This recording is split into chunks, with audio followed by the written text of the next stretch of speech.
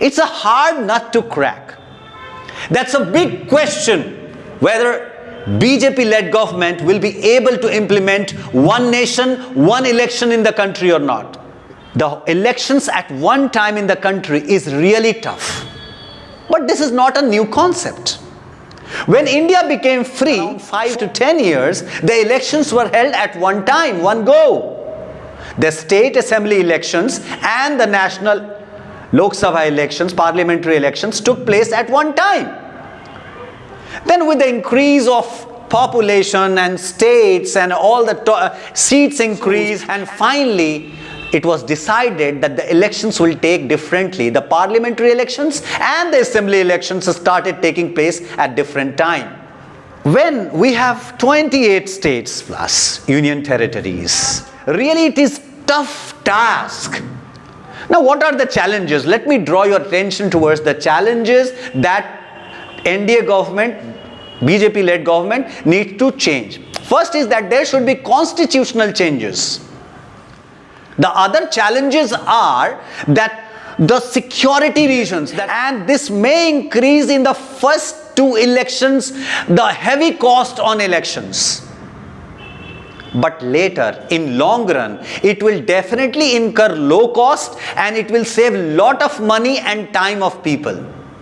The biggest problem that is faced by officials, the government officials deployed on election duty, every year or every alternate year, there is some kind of election.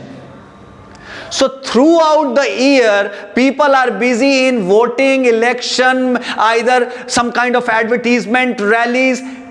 Means India has become a complete battleground for politicians, where all kind of politicians are just busy, sometimes in the state, sometimes at the panchayat level, sometimes in the civic bodies in Maharashtra, Delhi and different Bengal and other parts. And where on other hand, there is always a fight and rallies going on.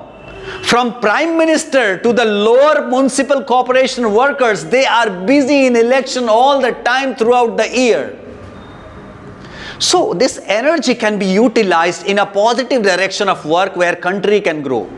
So if we want the country to be developed, this really is a very good concept of one nation, one election. And there is no doubt that BJP can't do this.